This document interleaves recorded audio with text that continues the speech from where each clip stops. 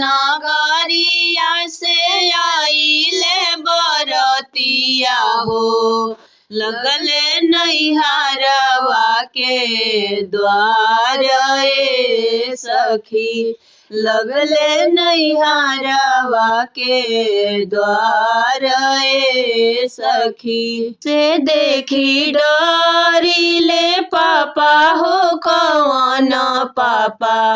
से देखी डरिले चाचा हो कौन चाचा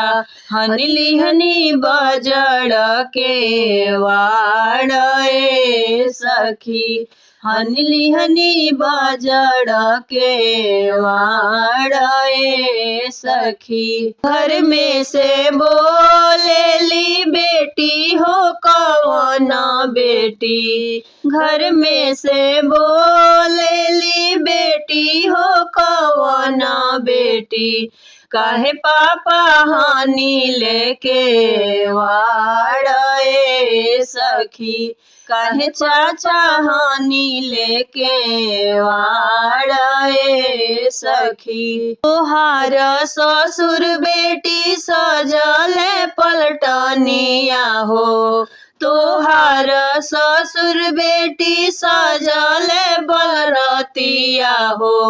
पलटन देखी हानि लेके वाड़ ए बेटी बर्तन देखी हानि लेके वाड़ ए बेटी पलटन पलटन जनी करी पापा हो पलटन पलटन जनी करी चाचा हो पलटन दल के सिंगार ए पापा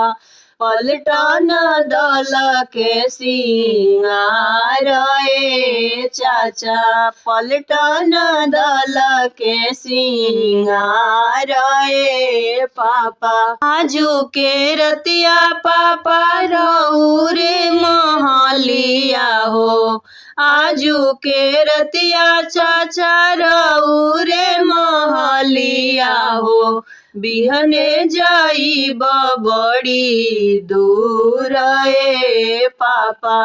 बिहने जाइब बड़ी दूर ए चाचा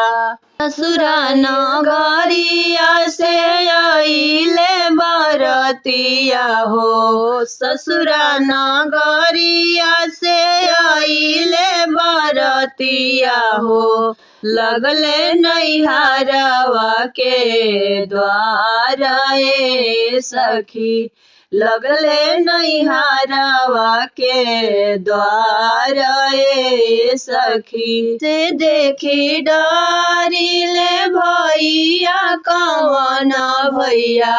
से देखी डरिले भैया कौन भैया हनली हनी बजड़ के वाड़ ए सखी हनली हनी बजड़ के वाड़ ए सखी अपना रसोईया से बोलेली कौन बहिनी अपना रसोईया से बोलेली कौन बहिनी काहे भैया हानि लेके वाड़ ए भैया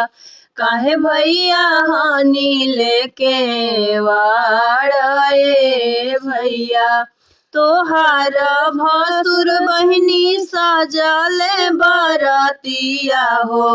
तोहार भसुर बहिनी सजल बरतिया हो उहे देखी हानि लेके वाड़ ए बहिनी उहे देखी हानि लेके वाड़ ए बहिनी पलटन पलटन जाती कहाँ भैया हो पलटन पलटन जाती कहाँ भैया हो पलटन दल के सिंगार ए भैया पलटन दल के सिंगार ए भैया आजू के रतिया भैया रउरी महलिया हो आजू के रतिया भैया रउरी महलिया हो कल जइबो